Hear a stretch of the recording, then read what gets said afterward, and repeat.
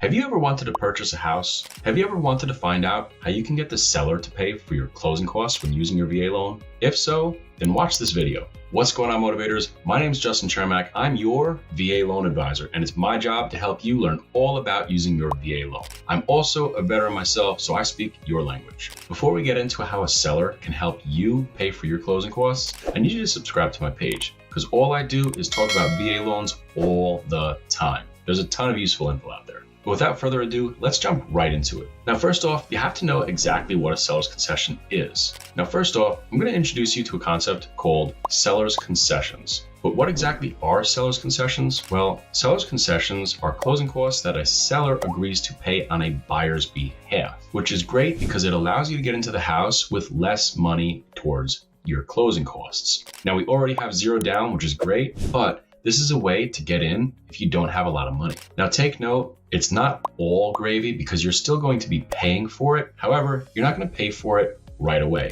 You're actually going to pay for it over the next 30 years rolled into your mortgage. This is also known as financing your closing costs.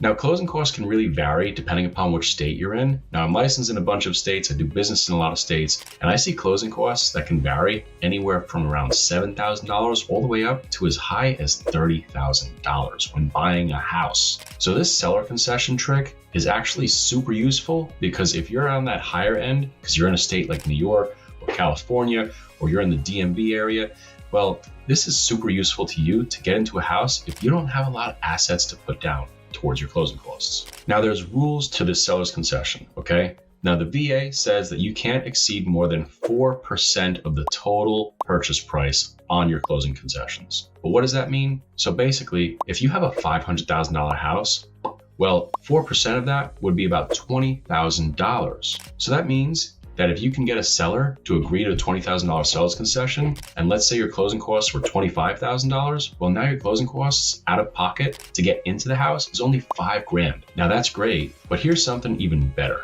The VA also has a rule where you can have an additional 2% that can go towards some very specific line items. Now, these line items are things such as prepaids or appraisal fees, and prepaids are basically like when you pay for your homeowner's insurance or your inspection, things along those lines. They're called prepaids because you pay for them before the closing, prior to the closing. Good to go? So in theory, you could get up to 6% total of seller concessions, all bundled together. That 4% that the VA says, and that additional 2% that can go towards prepaids or discount points or appraisal fees and other things. Now, you're probably watching this video wondering, what's the catch? Well, here it is. The biggest catch is the seller has to agree to it. And not only that, but the property also has to appraise for that value. So to explain this more simply, let's think of a scenario like this. We got Joe and we got Sally. Now, Joe is going to be selling his house for $100,000 and Sally puts in an offer for $80,000.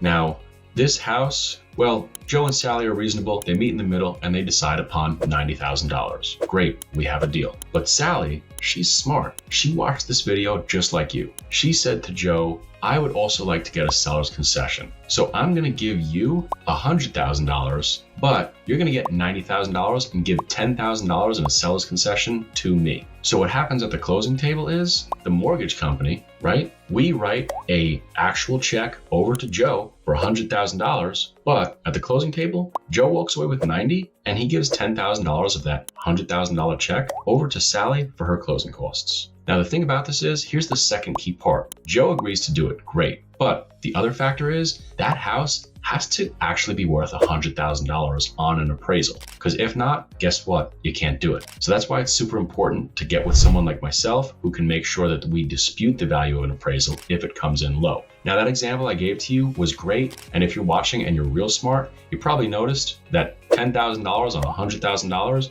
is 10% and not 6%. Yes, that is the case. So on a $100,000 property, you can't get $10,000 in closing costs. I just wanted to give you that simple example so that way you understand the concept behind it. But in a real life world, on a $100,000 purchase, you could only get a seller's concession of $4,000 or that VA 4%, and then $2,000 for those additional fees, such as discount points, appraisal fees, and other prepaids such as your homeowner's insurance. Anyways, I hope you enjoyed this video. If you'd like, subscribe to my page because this is all I do. I teach you all about using your VA home loan. Justin Chermak, VA loan advisor and motivator and veteran. Let's go. Let's get some out.